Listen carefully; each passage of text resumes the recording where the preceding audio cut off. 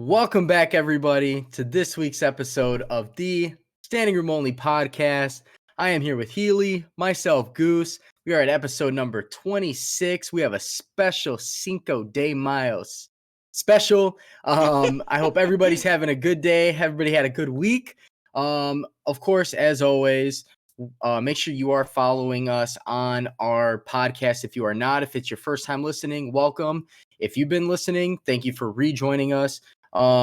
Again, we are on social media. We are on Apple Podcasts. We're on Spotify. We are the Standing Room Only podcast. You can follow us personally. I'm iGoose, 4 O's on Instagram and on Twitter. We have Healy. Yeah, you can follow me at the Healy6 on Twitter and Instagram as well. Also, make sure to download the podcast. It's the only way we can track our analytics for this to see how many people listen to the podcast weekly. So if you guys don't normally download the podcast, I would recommend doing so this week, just so we can see how many people actually watch the podcast or listen to it. Yeah, it's very important to do that. If you like what you hear, leave reviews. You can always do that too. One thing you can always do that's pretty simple. If you subscribe, I know it works on Spotify. I think Apple Podcasts is the same. If you subscribe, it will actually start downloading the episodes for you. And the purpose of downloading is if you're somewhere where you don't have a network connection or it's spotty, you'll always have access to that. And that's if you want to hear, us talk about any sports weekly. So we are generally every Tuesday night going into Wednesday. We will have a new episode for you guys. Unless something crazy happens and the sports world comes back sooner than later, we might have 2 episodes a week. I don't know. I'm eager. Yeah, that would have been interesting to see that. But to start off this week, we're going to talk about the Players League. That ended up over the weekend. The final 8 played on TV. It was pre-recorded, so to me it wasn't as cool to see just because I'm used to watching it live, but for the normal viewer at home watching it on national television would have been a cool experience seeing some of these guys play. So in the first round, we had matchups Jeff McNeil or Gavin Lux versus Blake Snell. And Blake Snell ended up winning in 2 games. It was best of 3 for the playoffs. So, yeah, Snell won 3-2, 5-4 over Lux to advance to the semis. And then the Mets with Jeff McNeil faced off against Dwight Smith Jr. and the Orioles. McNeil won both games for a sweep. Ian Happ ended up playing Joey Gallo. Gallo was the 2 seed. And Ian Happ came away with the dub. He won 2-1. And then Lucas Giolito and the White Sox went up against Bo Bichette and the Blue Jays. And Lucas took it in 3 games, winning the series 2-1. The semifinals. Ian Happ versus Lucas Giolito. The Crosstown Classic. Cubs versus Sox. Lucas Giolito won that in 3 games. He won 2-1. And then Jeff McNeil went up against Blake Snell, and Snell won in 3 games as well. So it went the distance. And then on Sunday on ESPN, it was 5-game series. Blake Snell versus Lucas Giolito, the 1 seed versus the 7 seed. And Blake Snell ended up winning. He swept. He won all 3 games that were played. He won 5-1, 3-2, and then 6-0. Blake Snell, the champion. I'm not too surprised, though. He does stream every single morning. You could catch him on Twitch, streaming MLB The Show. And he normally plays on a higher difficulty, and he plays the game daily. So it should have been like a no-brainer that he would pull out the W. And also, you could catch him on Twitch. MLB The Show directory, and he ended up winning it out. I don't know if MLB The Show is going to do anything on the game for the playoffs, but the playoffs as a whole, I enjoyed watching them. I don't know if you tuned into any of the games. No. So everything I watched was Twitter feed. Any sort of news updates. I got a lot of updates from you. I did get a text from you that I saw kind of late for the finals for Giolito, obviously being hometown hero for the White Sox, me being from or us being from Chicago. I'm wearing the White Sox hat right now. I did not tune in. I actually saw your text kind of late. I thought that was pretty interesting that he was going up against Ian Happ in the semifinals. I thought that was pretty cool. Crosstown Classic. Um, Everything I got was updates. I didn't actually tune in live to watch it. But I did follow up, and I saw Gallo lost in the first round or in the quarterfinals to Ian Happ, which I was kind of surprised based on what I've at least heard and read and saw. Yeah. And especially from you. I mean, you're the most tuned in person with this. I mean, this is like your game. And Smith Jr. also lost in the first round, and you said he had been dominating, but Yeah. the one thing you said, you were not surprised, and you even said, I think it was last week's episode or even the last 2 weeks, Blake Snell went through and just dominated like it was nothing, you know? Yeah. Yeah. His experience, like I said, they play on a lower difficulty for the tournament because they wanted to make it entertaining. And a lot of these guys don't normally play MLB The Show. Some of them were picking it up for the first time. So they wanted to make it so everyone had at least a chance to win some games. And so that, like, guys weren't just getting blown out just because they didn't play. Put them at a disadvantage. Yeah, they try to. It's like for any other game that we play. If we play, like if I play you in 2K on rookie, you have a chance to beat me, like the last time we played. Oh, yeah.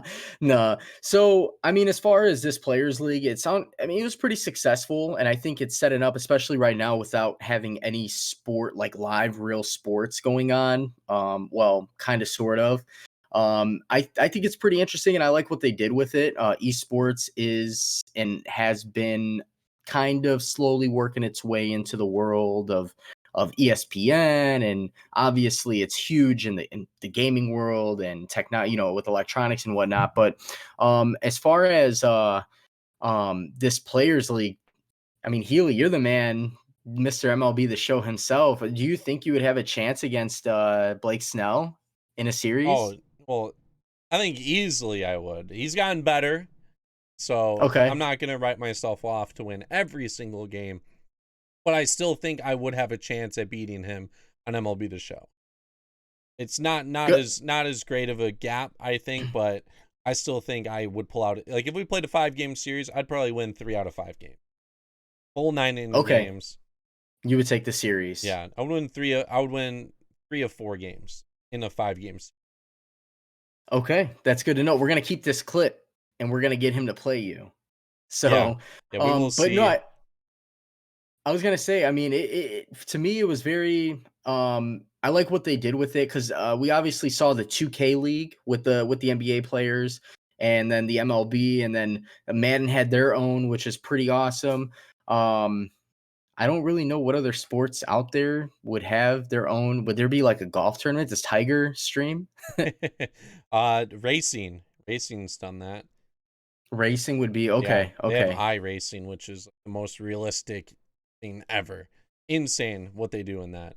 It's super like, expensive rigs and yeah, and the maps are the racetracks, and it's 2 like millimeters. Uh, it's it's to the scale within millimeters. So you could, if you got good at a track in iRacing, you'd be able to get put in a car in real life and ride around that track and dominate just like how you did. That's how realistic it is. that's nuts. The world that we live in right now of technology that it can Mm-hmm. do that. But Blake Snell, maybe I'll play him in the future. I am going to play Lucas Giolito at some point. It will be on my YouTube channel eventually. I don't have an exact date, but I will be talking to him. I will be like interviewing him. And That's news to me, Healy. So for people listening to the podcast, as you could assume, me and Healy are friends. This is news to me, just like it is news to you. Healy, I mean, obviously we've talked about it before. He's content creator for MLB The Show. He streams. He's on Twitch, and he's pretty damn good at the game. And now he's gonna have the chance to play against Lucas Giolito, which is the I mean, you White can call him Sox the Cy ace Young. right now. Yeah, he is a White Sox ace, potential Cy Young winner, in the next couple of years. So Yeah, he is would in you that league. He's in the league that I'm in, so I have to play him at some point. Oh, he is in And that league. yeah, Okay. That's good. That's good. You well, said now this league is not is it being promoted by the no, show? no. Okay. This is just a side league that Okay. includes people in Okay. Okay. it. I remember that was funny though when I texted you and I'm like, oh my god, these games are gonna be on TV, and you're just like, wait, your league, and I'm like, no, they. ESPN wasn't like, yes, we need Healy 6 on national television. I remember that vividly. This is what, last week, 2 weeks ago, and you told me that, and I looked at my phone, and everything that was being said to me at that point, there was like just a whole bubble around. It was bouncing off. Like I heard nothing. And so my girlfriend's sitting there talking to me, and I'm just shaking my head yes, and I'm texting Healy back, and my eyes are wide. And she's like looking at me, waiting for a response, and I'm like, I think Healy's gonna be on TV. Oh my god. So that definitely did happen. It'll happen one day. So I mean, obviously, you just got to keep your grind up and keep that Mamba mentality, right? So Yeah. Speaking of video games and TV though, there are the NBA 2K League is on ESPN2. I don't know if it'll be on ESPN at some point, but that's another cool thing. This is not NBA players. This is actual gamers in a NBA 2K league, every 5-on-5 action, and they're on national television until who knows when. So that is sick right there. Speaking of gaming and actual people being on television. So I'm glad. I think the people that are in it are going to be excited to be on TV, and it's probably going to be, I would say, a once in a lifetime experience, but based off what's happened now and how gaming's growing, I don't think it'll be a once in a lifetime thing. I think it'll be more common as the years go on. yeah, I mean, it's competition. I think this is a point in time where when everything falls back and another opportunity grows here. And I mean, who doesn't love competition? So NBA 2K League, and you said this is a players league, or it is not a players league? This is like people who are good at the game and they got So just drafted. like regular, Yeah. like people like you and I. Yeah. Okay. Yeah, they got drafted into the league and they're on like teams. So like a bunch of NBA teams own the teams in the league as well. Okay. So that's pretty Okay. cool. Cool. That's awesome. And I guess to stick back with the theme of baseball, because obviously with gaming, so we got the 2K, but now as far as baseball goes, there's the Korea League, the Korean League. You Yes. were briefly talking about earlier. Yeah, so Korean baseball is now going to be broadcasted on ESPN every single day. You can watch it live at night, or you can catch the rebroadcast during the day. We all know rebroadcasts aren't necessarily too exciting, unless maybe you're just a casual fan who likes watching baseball and you want to catch it in the afternoon. You can do that. But Korea, they've done a great job with the coronavirus, and they are back in session. There's no fans in the stands. Coaches have to have masks on, first and third base coaches, maybe the umpires as well. But besides that, it's just like it's normal. And also, if someone in the league does get the coronavirus, it shuts down for 3 weeks. The whole So, league shuts down. yeah, for 3 weeks minimum. I So, think that's good, and yeah. I assume there's going to be no fans. Yeah, no fans. And like, yeah, there's still a chance they could probably get the virus, some of the people, but at this point in time, you would feel like they would have been quarantined enough, and they're making sure that they come in contact with, like, right now. Well, I mean, as far as like the numbers go, and I know we don't know what is real and what isn't, or what isn't being shown. I mean, South Korea at least was doing extremely well with, combating the coronavirus or keeping it at a minimal peak. So for them to go out and do this, and I mean, if they can, show that there's some sort of success with it and they're constantly testing, I mean, who knows? We've had talks about, the MLB playing in, doing a customized league where they play in, one state or in two different states, and keeping them in hotels, which I think could end up working out. Especially now that there's more tests going on with the coronavirus, maybe test them daily before the games or whatever it may be.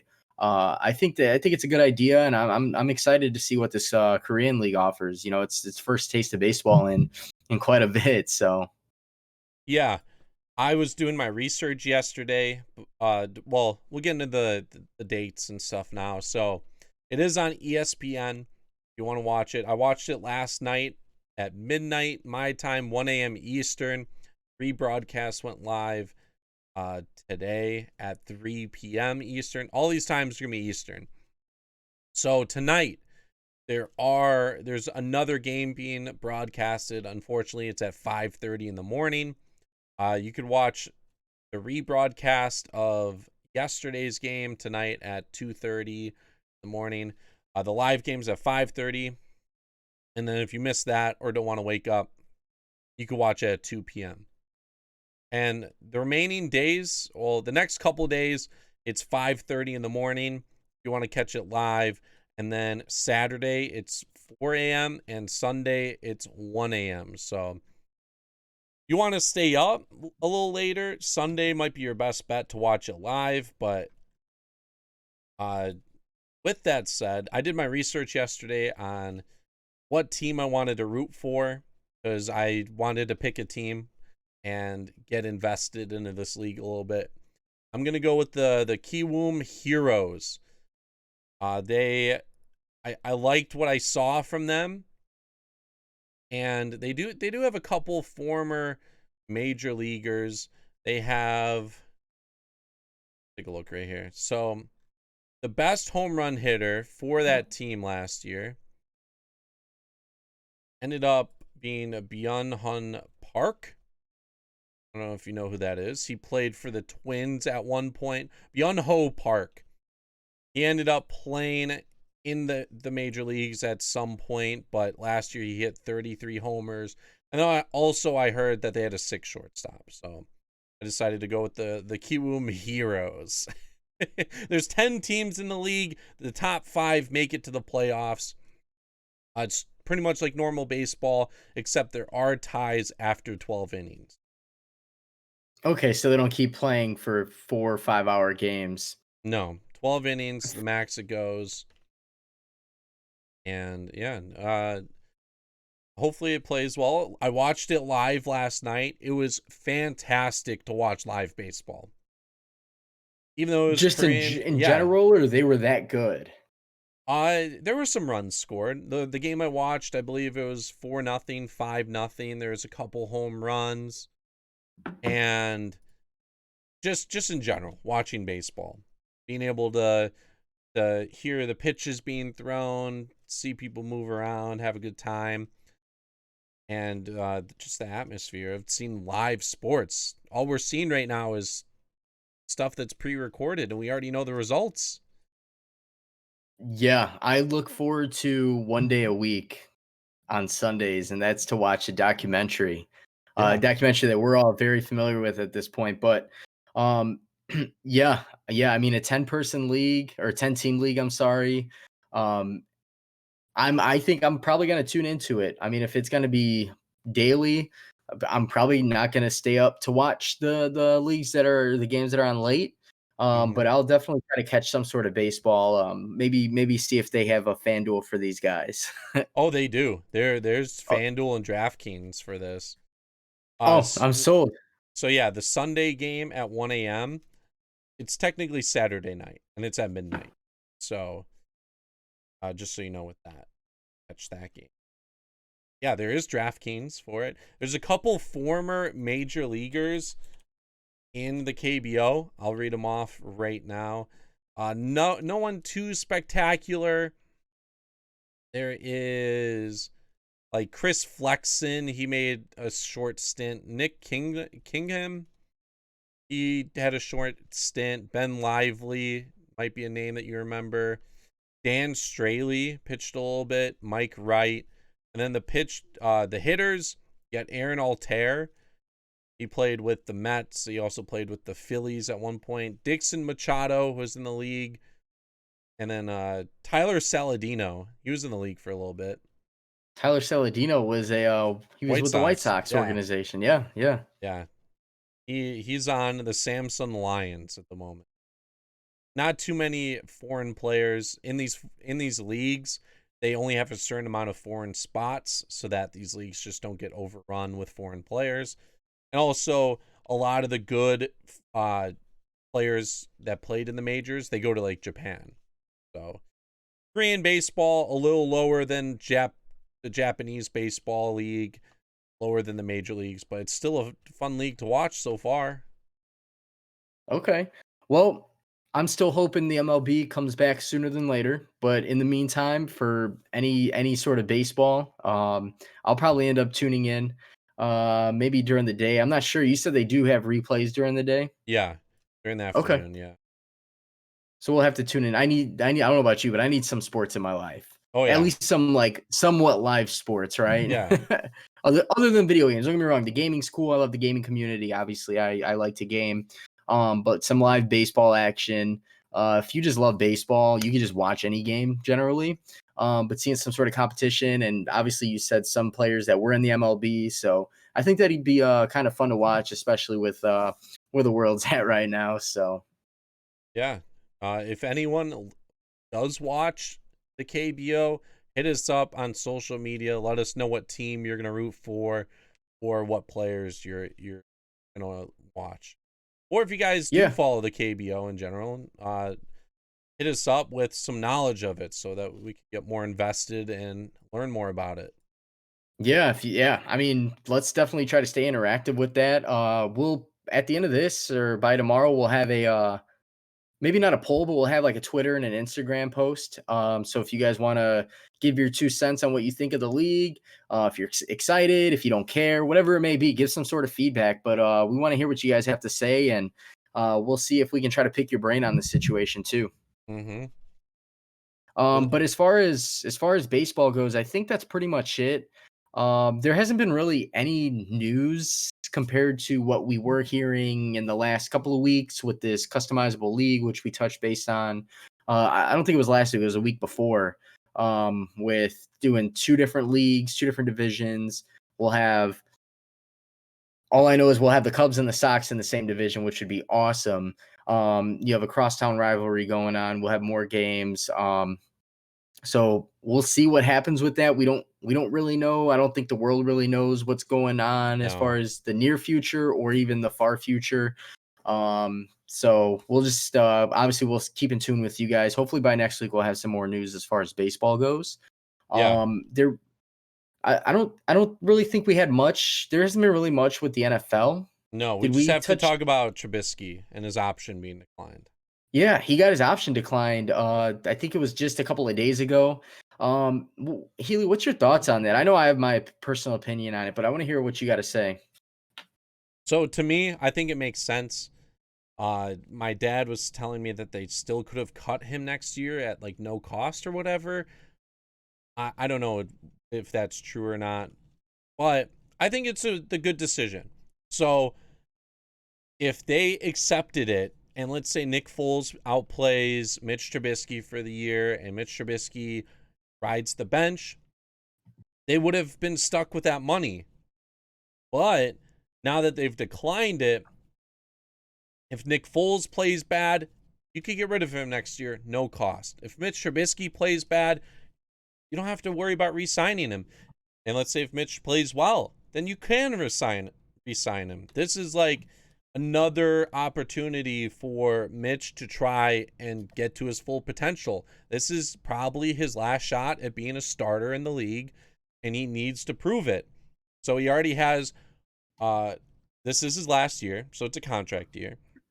He has a quarterback behind him, and this is pretty much his last shot. So he has three things pushing him this year, and if he doesn't improve to the level that he needs to, well, That'll probably be the last we hear of Trubisky around the league for starting.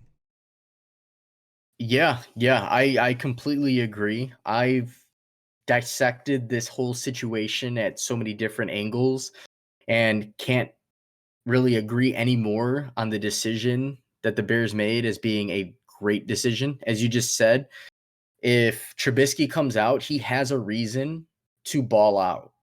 First of all, you have a quarterback in Nick Foles, who's a Super Bowl MVP, veteran. Um, it's going to brew the competition for both guys. There's no reason they shouldn't be top notch this year. Yeah. Obviously, you can't play both at the same time. But as you mentioned, you're declining this next year's option for Trubisky, which ends up being like $24 million. Yeah. Which, nowadays, sure, would he be the highest paid? No, but is that a lot of money to hit your books? That's a lot Yeah. for a And that, guy who only was a Pro Bowler because of injuries yes. ever. Mm-hmm. And I was going to touch on that as well. Another good reason why I like that decision. And let's say he plays bad. The Bears don't have a lot of cap room right now. So they need, like, if they would have held on to that $24 million, that's a lot of money that they could have spent on other positions.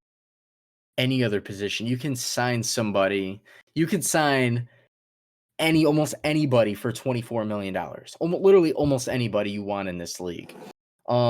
With obviously would take some convincing, but they don't have a bad team. They have a great team that just hasn't found its identity, and that identity is the quarterback position.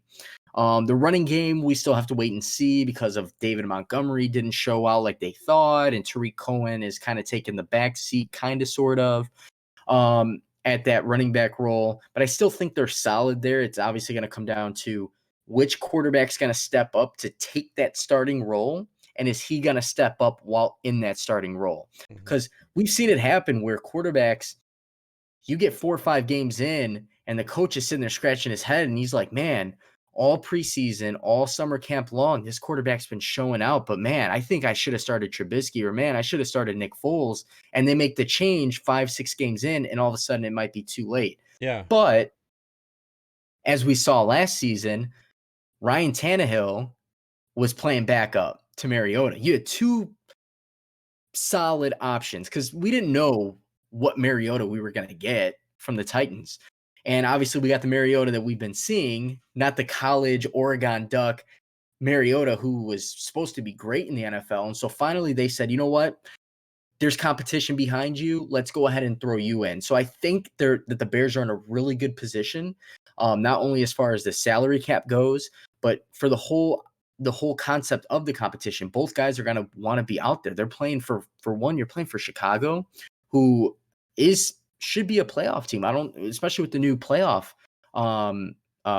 setup that they have, they very well could be a playoff team this upcoming season. And I think the biggest thing for the Bears is, worst case scenario, Trubisky is the future, or he's not. One way or the other, you have trade bait. Yeah.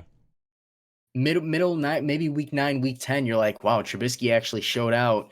Here's Nick Foles. I don't know how many teams are going to trade for Nick Foles, but it could be the opposite. Nick Foles ends up being the starter, and Trubisky is sitting there at 20. What is he, like 26 now? 27 years old, maybe. Yeah. 26 season right now.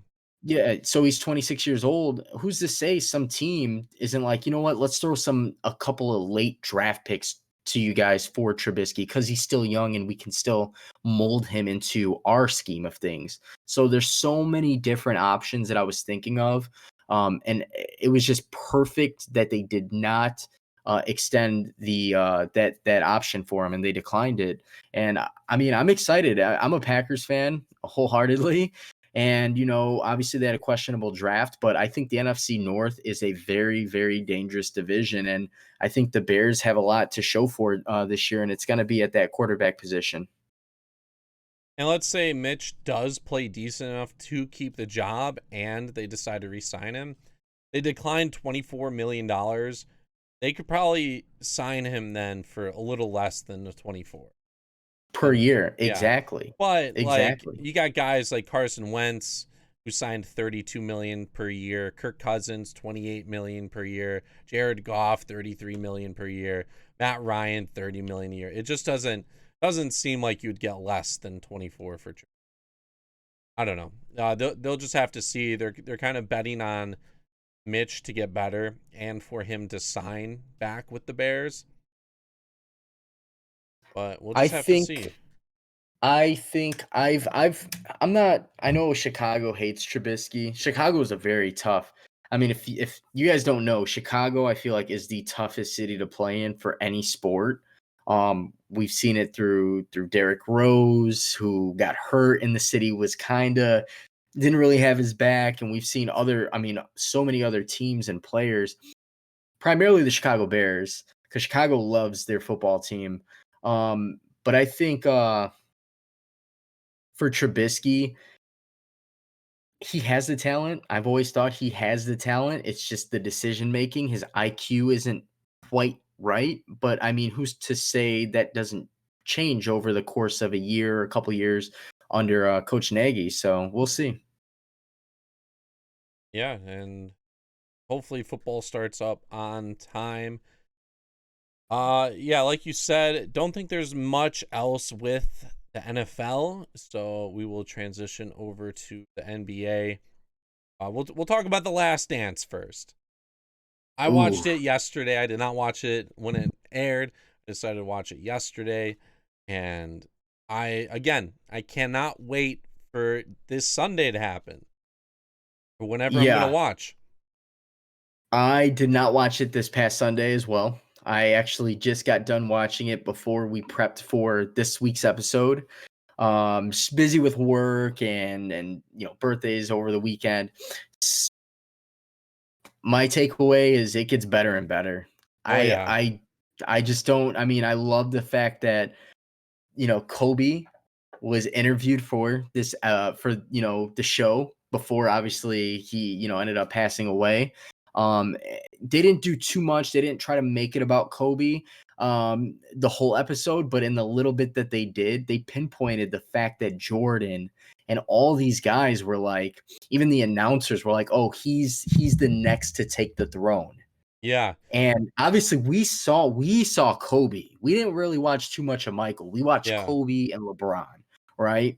And so I didn't watch too many videos from the 90s. I mean, a lot of it's footage we haven't even seen, but it was just eye-opening to see like the hype around Kobe at his age. I think he was 19 in the All-Star game. And he didn't start that year. Like, he didn't start for the Lakers. He was like coming off the bench, and he was voted, I believe, a starter for the All-Star team.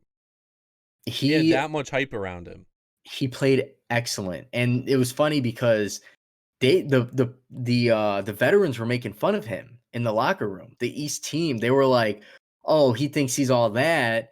Yeah, sure, he can ball, but he's a ball hog, basically." They're like, he's gonna try to bring it to you. And Jordan was basically kind of, I don't want to say he was dogging him, but Jordan's like, yeah, just let him. He doesn't ever stop. He's like, if he was on my team, he wouldn't be getting the ball after the fourth possession. He better grab an offensive rebound and stuff.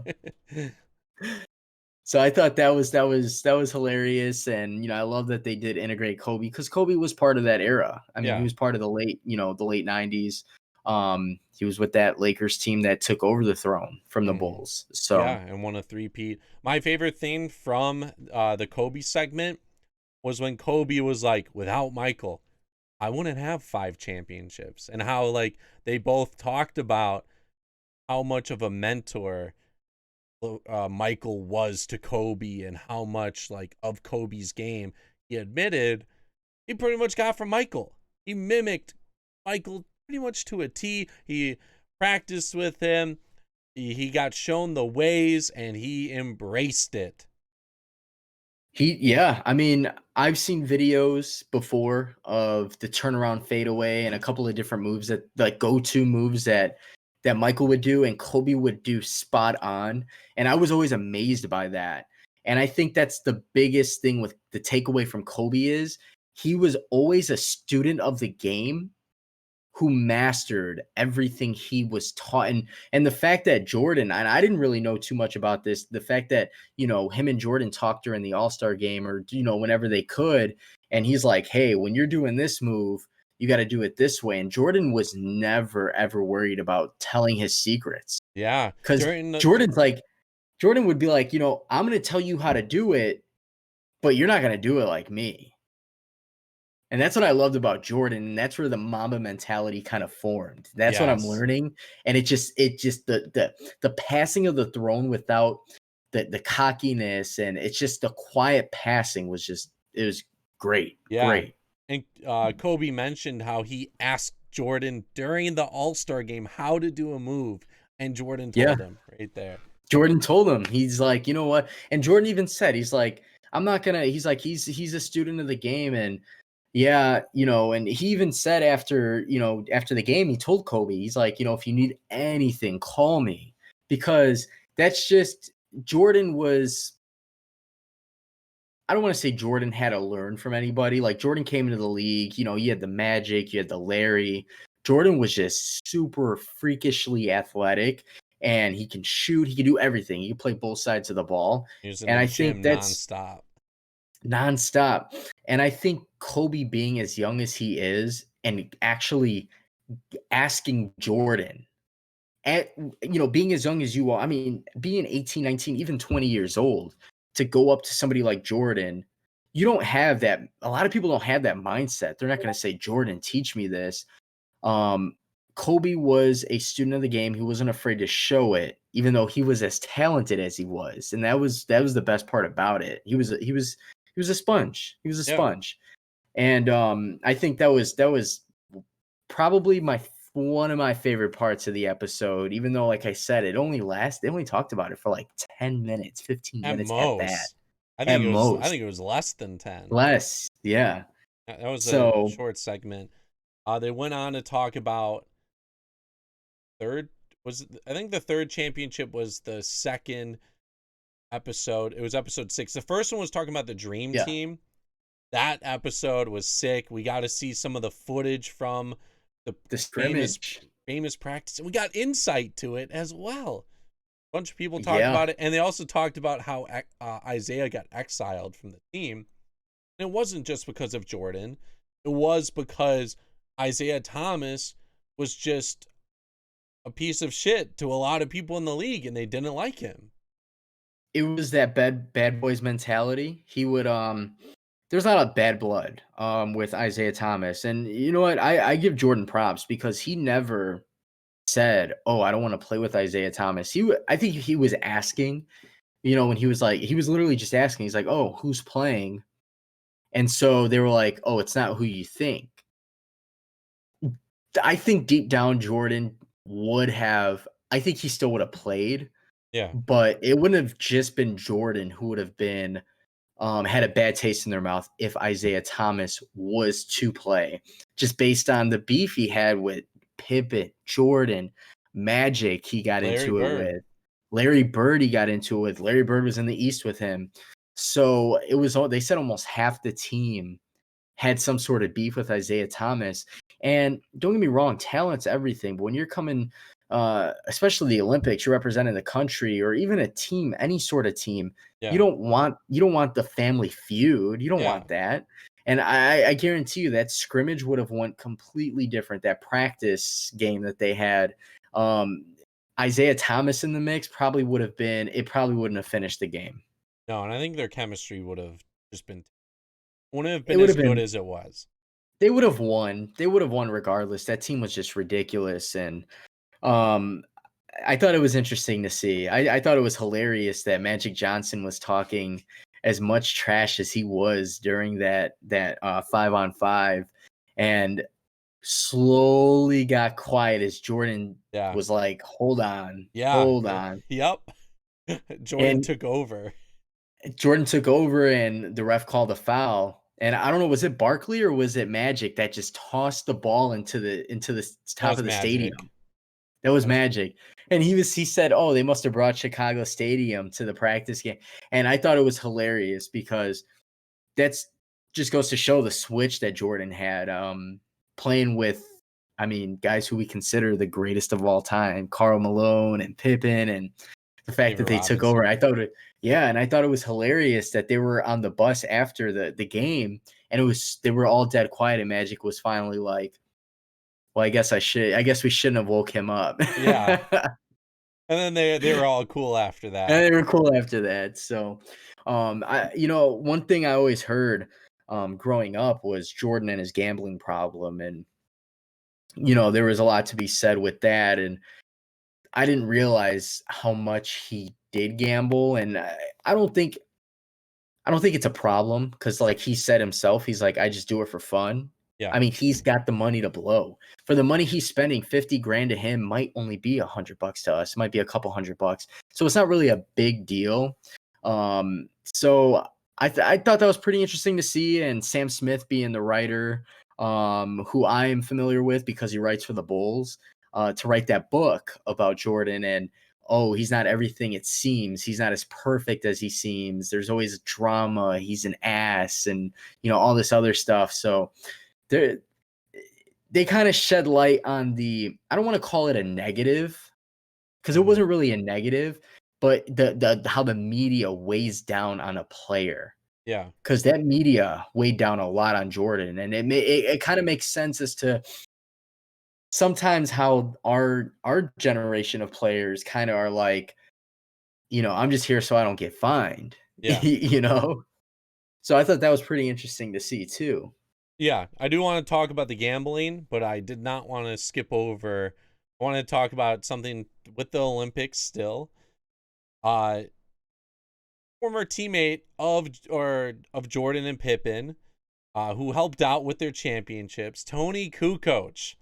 I wanted to talk about that, and then we'll talk about the gambling and stuff with that. But Jerry Krause, being the little person he is, they hated him. I don't mean him being like little in general. I meant to say a swear word after that, but we'll keep it PG a little bit on here. But Jerry Krause, being the snake he is, he was like, oh, Tony Kukoc, he'll be the next big thing. This was in 92 or something, and Jerry Krause was always looking just to do the next thing with the team. It made no sense. But Jordan and Pippen saw this guy got drafted, saw that Jerry Krause had a big old crush on him. And then when they played in the Olympic game, Tony Kukoc didn't even know who Jordan and Pippen, like, he knew who they were, but they never met before. Had no animosity towards them. But Jordan and Pippen were like, all right, guys, it will be myself. Jordan said this. He's like, it's me and Pippen guard Kukoc all game. And they were on him for the full 94 feet or however long the Olympic court is. They were guarding him as close as possible. And he only dropped like 4 points. Yeah, in the first game, he got shut down completely. He didn't expect it. I don't think he understood. Well, he even said it. He didn't understand because he didn't play there yet. He wasn't there. He didn't understand the tension that Jerry Krause was creating. And I mean, to also note, I think it was in that same episode 5, when they won their second championship, the comment Krause made about, yeah, the players do work. They did good, but it's all about this front office. Yeah. And I think that's where like it started. They mentioned it earlier in like the series. He started a power trip. He tried to be this genius. He tried to bring in guys like, I don't need Jordan. Let's keep bringing in the newest, the best. And Jordan and Pippen weren't having that. And the way they shut down not just the Croatia team, but Kukoc, because Kukoc was the guy. Yeah. And the way they shut them down, it looked like it was a high school team that they were playing. Granted, Kukoc did great in the second game. He did. He stepped it up. But and I think he gained Jordan and Pippen's respect. They had no hate towards Kukoc, but they made it a point. They made it a point to beat on him and to say, hey, Jerry Krause, you want to keep going? Like, this is what we do to your, anything you have to say, we're going to combat. And I thought that was great what they did. And obviously the dream team went on to win and dominate. And Yeah. it was funny because Coach O, they were like, he had such a great game. And I didn't know what the final score was in that gold medal game. They were talking about how he had a great game.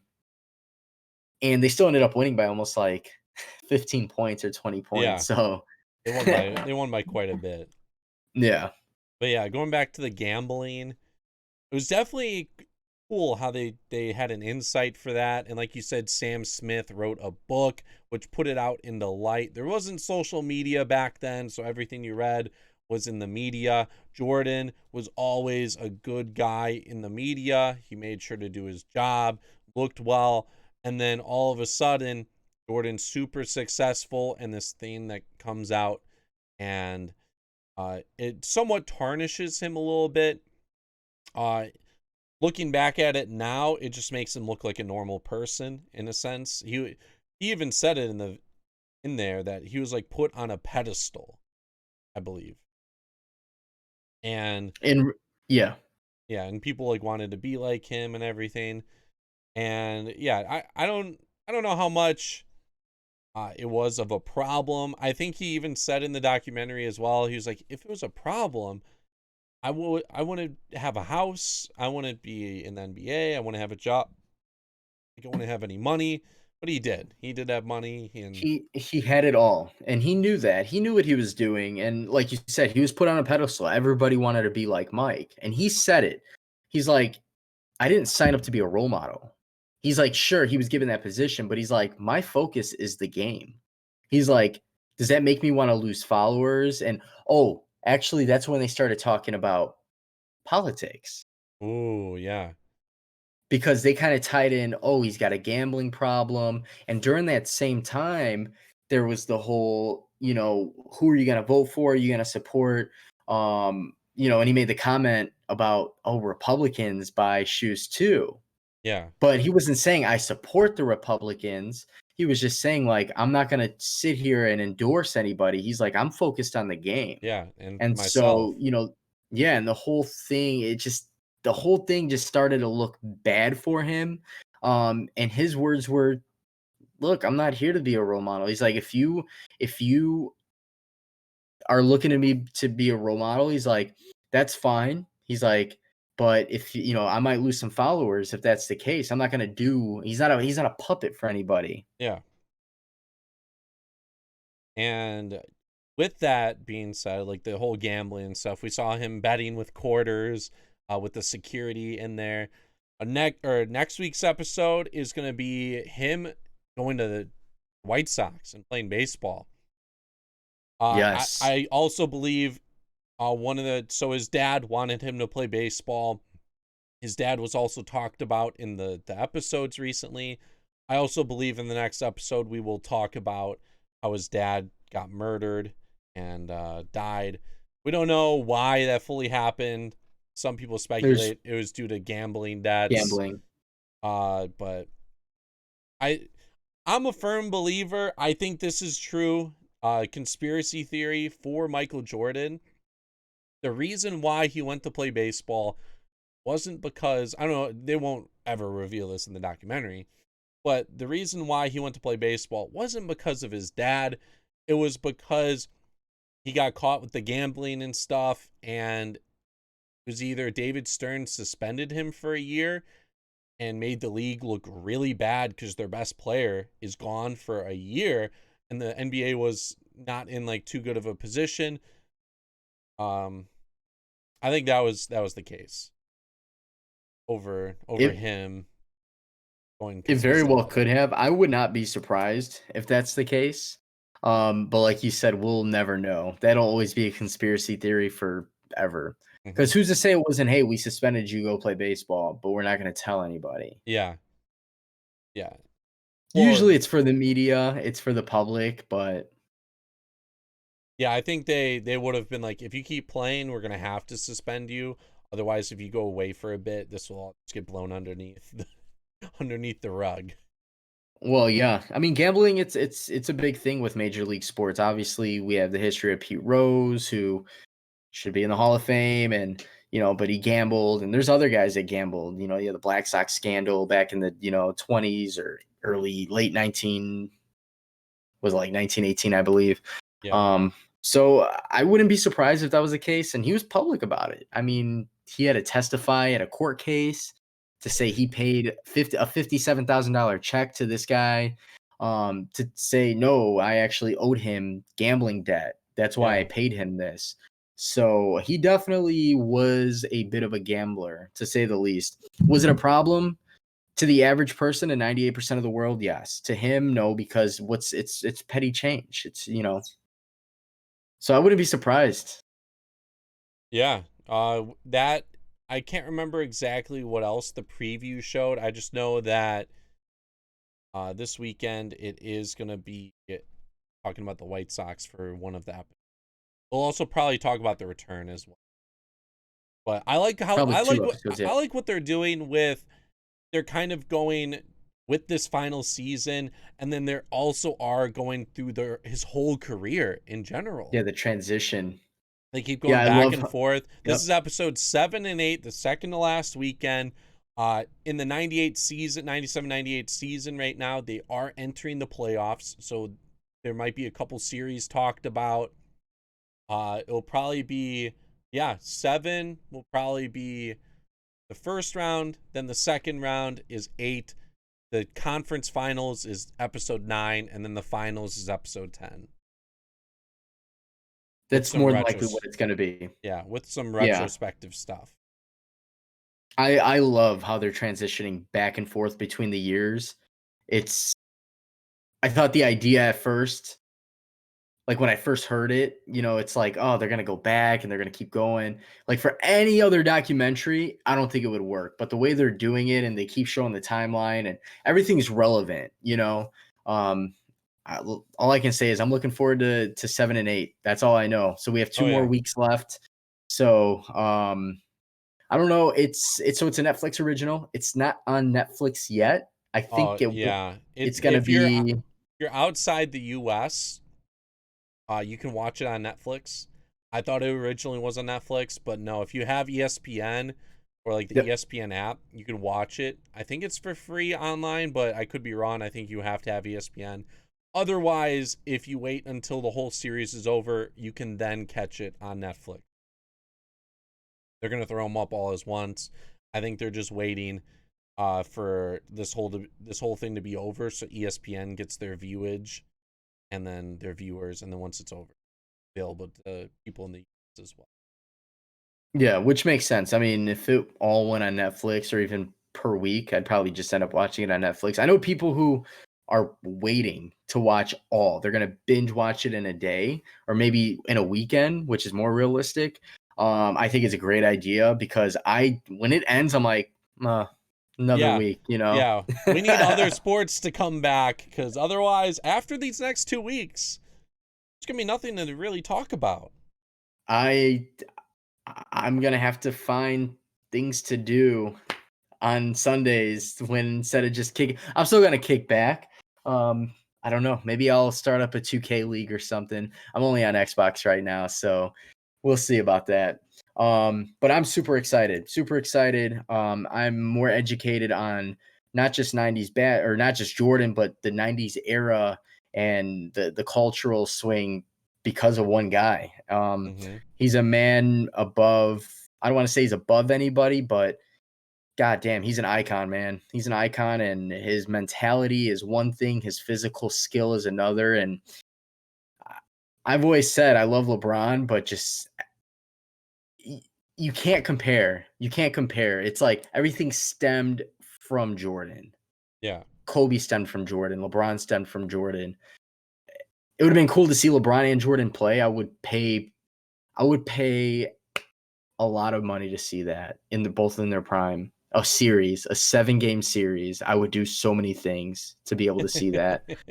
But to compare, it's not really necessary. I love the documentary. It's great. Yeah, and speaking of LeBron and Jordan, last comment I wanted to talk about. We saw Kobe play with Jordan. It would have been sick to see LeBron in his first season and Michael in his last season. That would have been sick. But Michael ended right when Jordan came into the league. Unfortunately, never got his experience. But Yeah. that's going to do it for this week's episode of the Standing Room Only podcast. If you guys did enjoy it, make sure to leave a rating, like the video if you're watching on YouTube or whatever. Make sure to download the episode, subscribe, and you can follow us on Twitter and Instagram at SROnlyPod. You can follow my personal page at The Healy6, and you can follow Goose. I am iGoose with 4 O's. Do not ask why. As always, Twitter, Instagram, like Healy said, show some love. If you listen to us thus far through 26 episodes, if you listen to this episode specifically through, what are we at, an hour, I know you want to show some love. We can't hug right now. We can't really touch elbows, but you can definitely subscribe, like, download, leave reviews, stay interactive on social media. We love you guys for listening, for tuning in. And until next week. Oh, happy Cinco de Mayo, and cheers.